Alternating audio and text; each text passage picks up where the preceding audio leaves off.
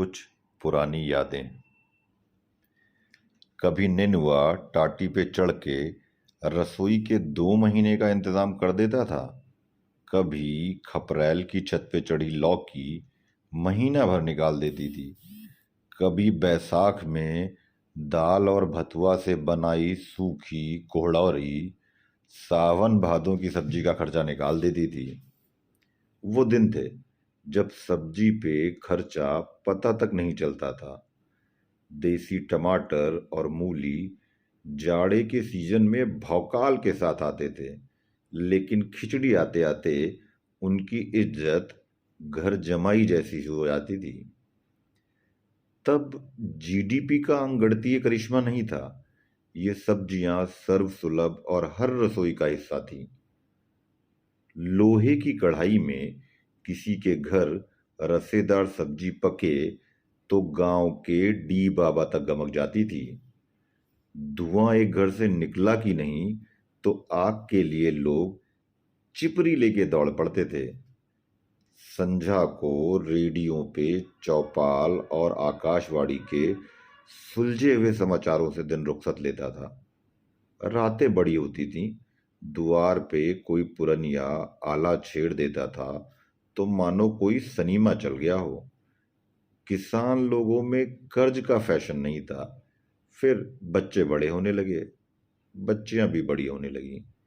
बच्चे सरकारी नौकरी पाते ही अंग्रेजी इत्र लगाने लगे और बच्चियों के पापा सरकारी दामाद में नारायण का रूप देखने लगे। किसान क्रेडिट कार्ड डिमांड और ईगो का प्रसाद बन गया। इसी बीच मूंछ बेरोजगारी का सबब बनी। बीच में मुचमुंडे इंजीनियरों का दौर आया। अब दीवाने किसान अपनी बेटियों के लिए खेत बेचने के लिए तैयार थे। बेटी गांव से रुखसत हुई। पापा का कान पेरने वाला रेडियो साजन की टाटा स्काई वाली एलईडी के सामने फीका पड़ चुका था।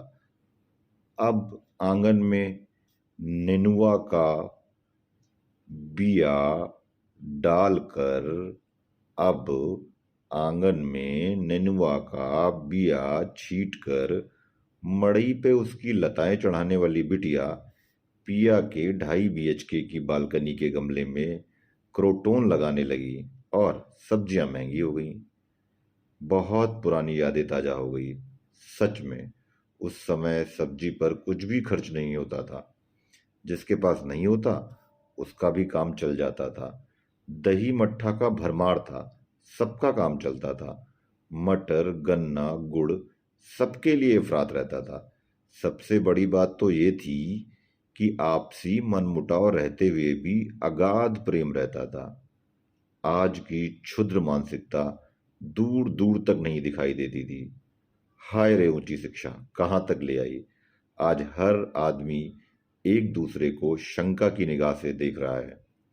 विचारणीय है कि क्या सचमुच हम विकसित हुए हैं या केवल एक छलाया है। सचमुच ये विचारणीय है।